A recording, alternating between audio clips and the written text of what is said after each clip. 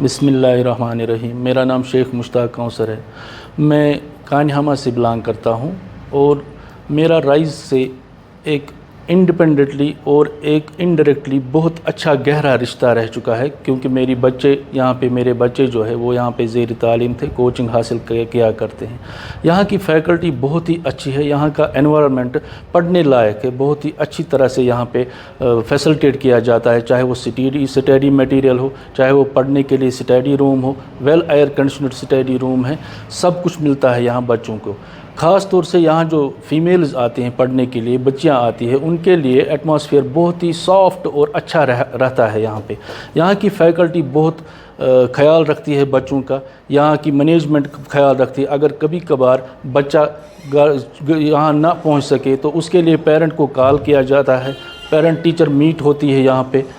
एक आइडिया मिलता है कि अपना बच्चा किस स्टैंडर्ड में किस कदर पढ़ता है, क्या कुछ कमियां हैं उसमें, वो टीचर बता देते हैं और बच्चे को गाइड करने में माँ बाप का भी एक अहम रोल उसकी वजह से रहता है।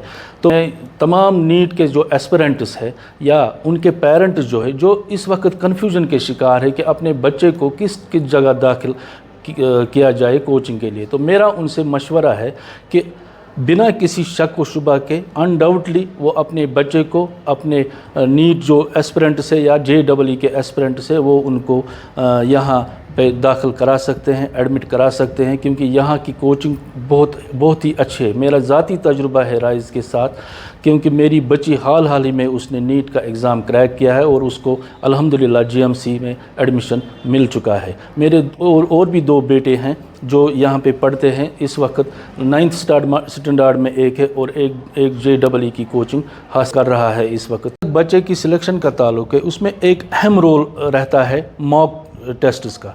यहाँ के मॉक टेस्ट यहाँ पे बहुत ज़्यादा लिए जाते हैं ऑन वीकली बेसिस, और जो एग्ज़ामिनेशन नज़दीक आता है तो डेली बेसिस पे भी मॉक टेस्ट हुआ करते हैं यहाँ पे, जो कि बच्चे के लिए एक बहुत ही बेहतरीन और बहुत ही बढ़िया एडवांटेज रहता है in order to crack the NEET exam और JEE। तो मेरा ये वीडियो बनाने का मकसद ये भी है कि मैं राइज़ के मैनेजमेंट को, राइज़ की फ़ैकल्टी को as a vote of thanks इसको पेश करूँ।